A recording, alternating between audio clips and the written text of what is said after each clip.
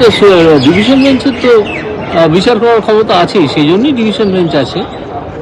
তো division bench যা ভালো মনে করেছে করেছে। তারা যদি কথা বলেন, আমার তো কিছু বলার নেই, ঠিক আছে। আমি বিচারপতি হিসেবে যা মনে করেছিলাম সেটাই বলেছি। সে তো করতেই পারেন, পার্থক্য তো আছেই, পার্থক্য তো আছেই। এই গ্রাউন্ডে এটা সেটিসফাইড হয়েছে, সেই গ্রাউন্ডগুলো আমি জানতে পারলে তখন আমি কিছু বলতে পারি। তিনি বলতেই পারেন, আমার কি বলার আছে, এটা আমার কিচ্ছু বলার নেই। এই যে 26,000 ক্যান্ডিডেটের প্রার্থীদের বা শিক্ষকদের চাকরি গেল, তারাও তো অনেকদিন চাকরি করেছিলেন, তাদের চাকরি যাওয়াটা কি ভুল ছিল? তাই না? সুতরাং আমার মতে এটা কোনো গ্রাউন্ড নয়। আমি প্রথমেই মহামান্য আদালত তাদের ধন্যবাদ জানাবো। আমি কৃতজ্ঞতা জানাবো মাননীয় মুখ্যমন্ত্রীকে, যিনি সবসময় আমার এবং প্রাথমিক শিক্ষা পর্ষদের সঙ্গে ছিলেন, এবং আমরা যাতে এই কেসটা ঠিকভাবে লড়ে আমাদের 32,000 শিক্ষকের এবং তাদের পরিবারের মুখে হাসি ফোটাতে পারি। আমরা নিরন্তর গত 5 মাস ধরে এই কেসের পেছনে। আজকের এই জয় প্রমাণ করে দিল যে এই সরকার, মাননীয় মুখ্যমন্ত্রী সবসময় শিক্ষকদের পাশে ছিলেন, আছেন এবং থাকবেন। সত্যের জয় হলো। জয় মিথ্যাকে কোনো থামানো যায় না। আমাদের যে এই কয়েক বছর ধরে অশান্তি, শারীরিক, মানসিক এবং সাংসারিক যে অশান্তি, ওই অশান্তির প্রতিবাদে আমরা একসঙ্গে লড়েছি। সত্যের জয় আমরা ছিনিয়ে এনেছি। আগুনকে কোনো নিবানো যায় না, সত্যকে কোনোদিন ধামাচাপা দেওয়া যায় না। তাই আমাদের 32,000 আজকের একমাত্র সত্যের জয় চিরদিনে হয়।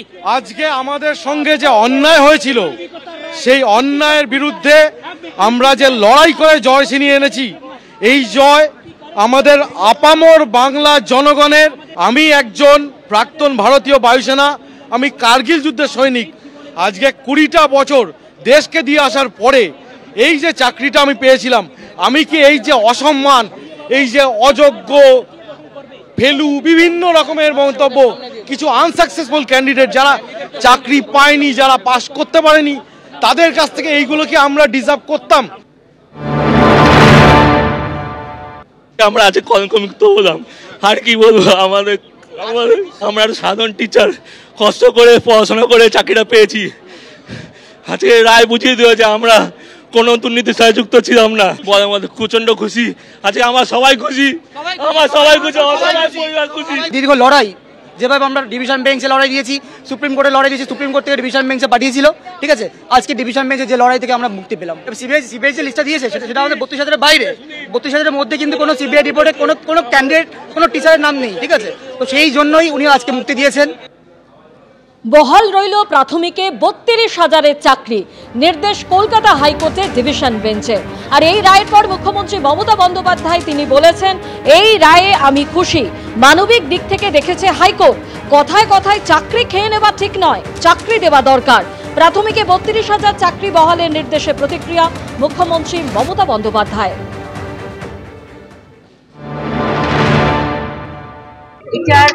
বিচারের মতো করবে, বিচারকে আমরা শ্রদ্ধা করি। সুতরাং আমি সবচেয়ে খুশি যে আমার চাকরিরত ভাই বোনেরা তাদের চাকরিটাকে সুরক্ষিত করতে পেরেছে। বিচাররা জাস্টিস পেয়েছে এবং তাদের পরিবারগুলো সেভ হয়েছে। কথায় কথায় কোর্টে গিয়ে চাকরি খেয়ে নেওয়া, তাকে তো ঠিক নয়।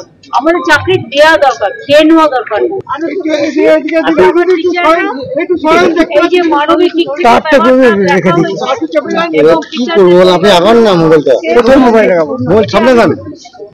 মুখ্যমন্ত্রীর বক্তব্য আপনারা শুনলেন। তিনি বলছেন যে কথায় কথায় চাকরি খেয়ে নেওয়া এটা ঠিক নয়। তবে আজকের এই যে রায়ের পর প্রাথমিক শিক্ষকরা তারা অত্যন্ত খুশি। তারা বলছেন এটা শিক্ষকদের লড়াই ছিল, সেখানে জয় পাওয়া গিয়েছে। আর তবে ডিভিশন বেঞ্চ যেটা জানিয়েছে যে সিবিআই তদন্তে জানিয়েছিল 264 জনের ক্ষেত্রে অনিয়ম হয়েছে। 264 জনকে গ্রেস মার্কস দেওয়া হয়েছিল, তাদের চিহ্নিত করা গেছে। এবং ডিভিশন বেঞ্চের এটা স্পষ্ট বক্তব্য যে তদন্ত চলছে বলেই চাকরি বাতিল করা যায় না। পরীক্ষকদের বেশি নম্বর দেওয়ার নির্দেশ দেওয়া হয়েছিল এমন তথ্যও সামনে আসেনি। 96 জন কোয়ালিফাইং মার্কস পেয়েছিল, যাদের নিয়োগ করা হয় তারাও চিহ্নিত। এই 96 জনেরও চাকরি বাতিল হয়েছে। তবে সুপ্রিম কোর্টের নির্দেশে তারা চাকরি করছে। এই 32,000 প্রাথমিক শিক্ষকের চাকরি বহাল রেখে এই নির্দেশ হাইকোর্টের ডিভিশন বেঞ্চের।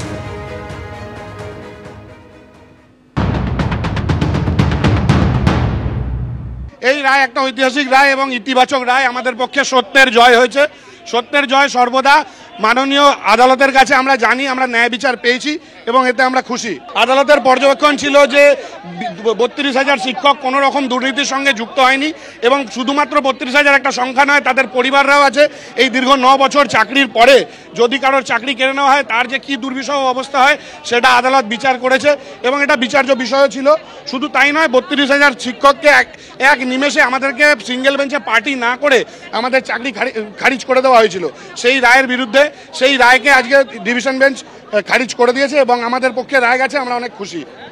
এবিপি আনন্দ, এগিয়ে থাকে, এগিয়ে রাখে।